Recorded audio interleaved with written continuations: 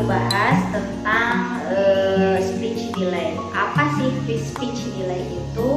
Speech delay merupakan suatu kondisi kemampuan berbicara anak tidak sesuai dengan usianya, atau bisa disingkat dengan anak belum bisa berbicara pada usia-usia tertentu. Adapun faktor penyebab yang menyebabkan speech delay tersebut, yang pertama adalah gangguan pendengaran. Biasanya ada infeksi kronis pada telinga anak tersebut, jadi menyebabkan keterlambatannya bicara. Terus yang kedua ada perkembangan dan bahasa. Untuk perkembangan biasanya pada bayi-bayi prematur yang mengalami gangguan tumbuh kembang.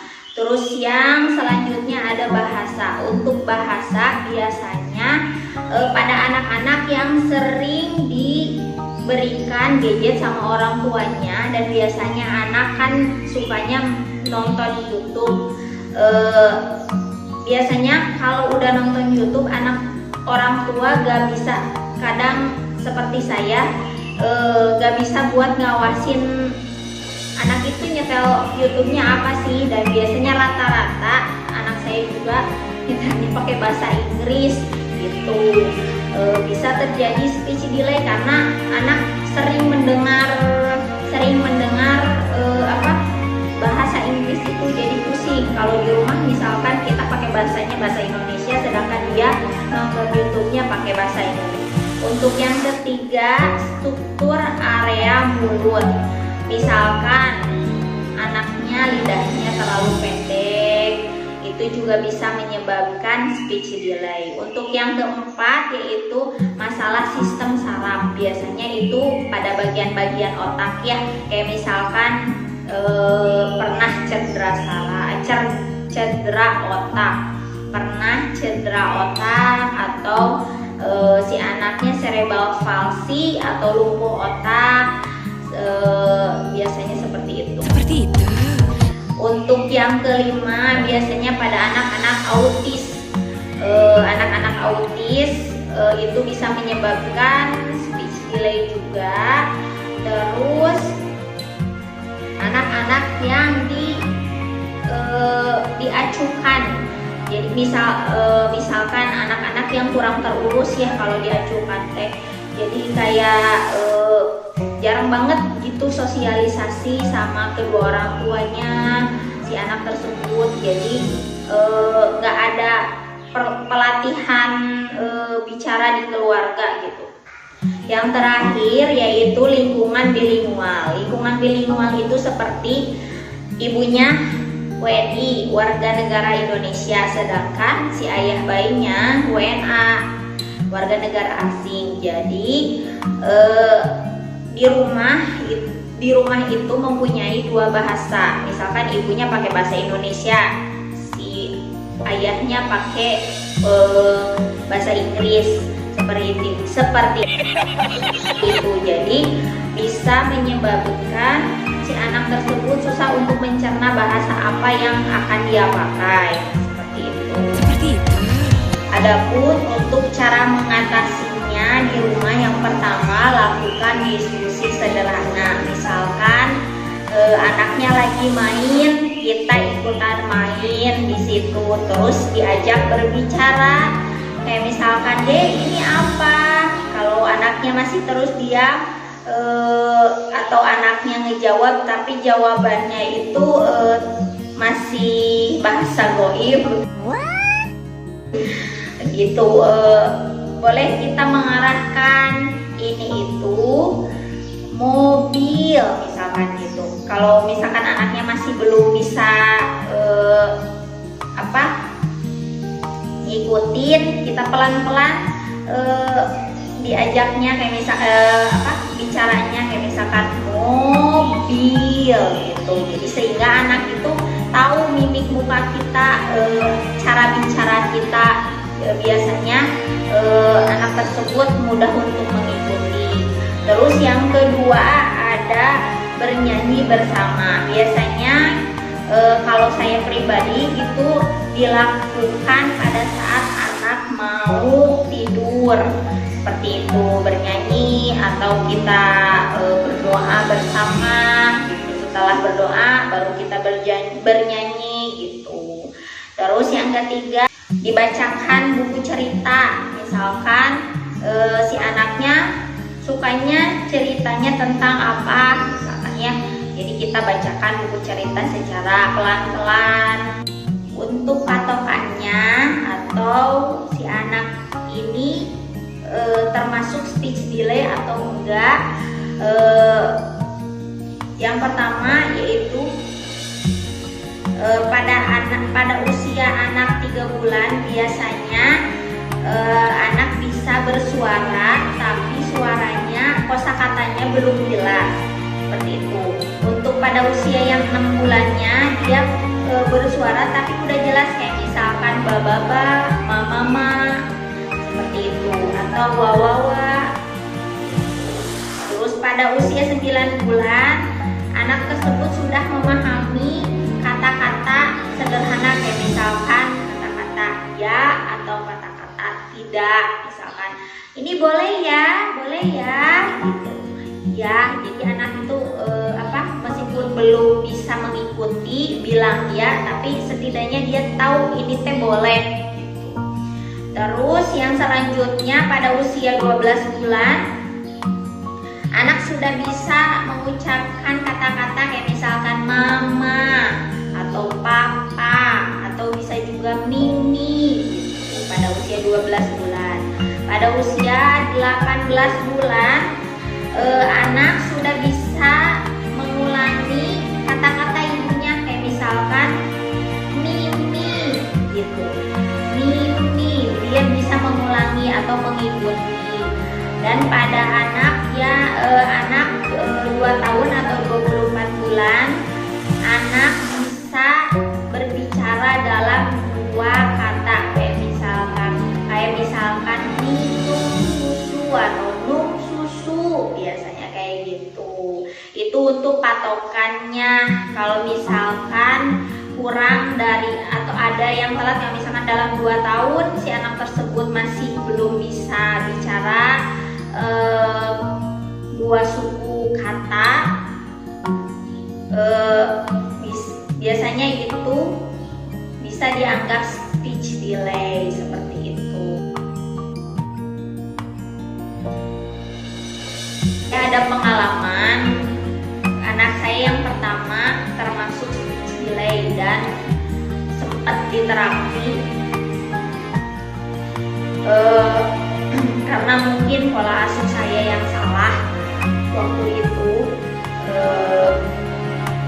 Biasanya kalau pulang dinas malam kan capek seperti itu, dari rumah pulang biasanya saya ngantuk banget dan anak saya itu dikasih gadget. Maaf ya ibu-ibu, bunda-bunda, jangan dicontoh, ini pengalaman aja ya saya ceritain. Saya kasih gadget untuk bisa tidur seperti itu. Kalau nggak dikasih soalnya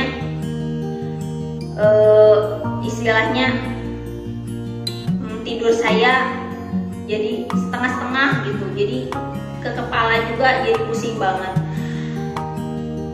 Pas usia 1,5 tahun, oh iya kebetulan di rumah itu saya pas usia 1 tahun yang ngasuh di rumah pulang kampung, jadi nggak ada yang ngasuh. Mau nyari lagi kan susah banget untuk yang ngasuh gitu. Terus pada usia 1,5 tahun anak saya cuma bisa bicara 1 kata aja, yaitu abah. Saya observasi sampai usia dia 2 tahun masih tetap 1 kata abah dan gak bisa yang lainnya. Pas usia 2 tahun saya lumayan panik karena saya tahu di 2 tahun itu harusnya udah banyak kosakata yang dia bisa gitu. Saya bicaralah ke suami, boleh gak dikonsulin ke dokter anak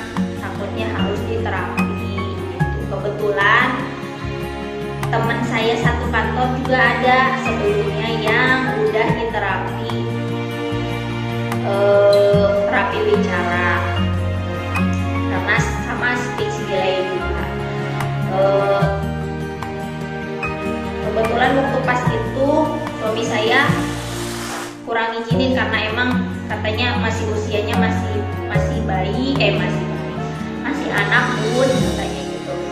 Coba tunggu sampai 2 tahun setengah karena saya orangnya gregetan gitu ya, suka salah sih, emang saya salah bener. Harusnya saya nggak usah ngebanding-bandingin sama anak tetangga atau anak temen gitu. Anak temen itu banyak yang udah lancar bicaranya, padahal kan perkembangan anak itu beda-beda gitu.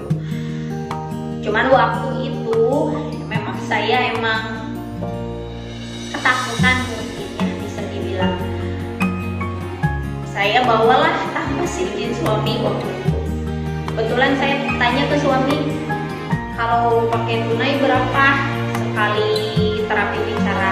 Kata suami itu kalau pakai tunai 350 lebar, kata saya mending pakai BPJS, pakai Askes. Saya coba dulu minta surat rujukan kan ke puskesmas, terus udah dari puskesmas dirujuk ke poli anak. Dari poli anak biasanya ditanyakan kenapa gitu, bilang aja anak saya belum bisa bicara dok, udah 2 tahun baru 1 kata. Biasanya dokter kalau di tempat rumah sakit saya itu belum ada poli tumbang. Biasanya kalau ada poli tumbuh kembangnya dari dokter anak itu dipindahin ke poli tumbuh kembang. Kebetulan di rumah sakit yang saya kerja itu belum ada poli tumbang, jadi dokter anak langsung ngerekomendasiin ke fisioterapi. Dan hari itu juga saya ketemu dokter fisioterapinya, dan kita ngobrol lah sama suami, kebenaran ngobrol, dan si anaknya ditanya. Kebetulan anak saya itu kalau ditanya dia tahu, maksudnya tahu tujuannya. Misalnya dia tutup pintu, dia mau tutup pintu, oh berarti pendengarannya, kata dokternya ini pendengarannya bagus bu, katanya gitu, paling kita terapi bicara aja gitu. Tapi kalau misalkan nanti pendengarannya kurang bagus, biasanya ada ke poli THT dulu, katanya gitu. Kebenaran anak saya tuh pendengarannya bagus, jadi ke terapi bicara. Dan di situ di terapi bicara sama tim terapisnya, perawat terapis gitu. Udah diterapis, dapet berapa kali pertemuan? Selama 1 bulan itu dapat 8 kali pertemuan, dan dari situ alhamdulillah anak saya pertama langsung nggak langsung bisa bicara, tapi sedikit-sedikit gitu udah terarah. Kayak misalkan dia nyebut kereta api gitu, keretanya belum bisa gitu, tapi saya coba belajar terus kereta, jadi cepet gitu. Sampai sekarang dia lancar alhamdulillah bicaranya. Mungkin itu pengalaman pribadi saya yang buruk, mudah-mudahan gak terulang lagi di anak yang kedua. Kebetulan anak kedua saya sekarang alhamdulillah udah banyak kosakatanya di usia 2 tahun,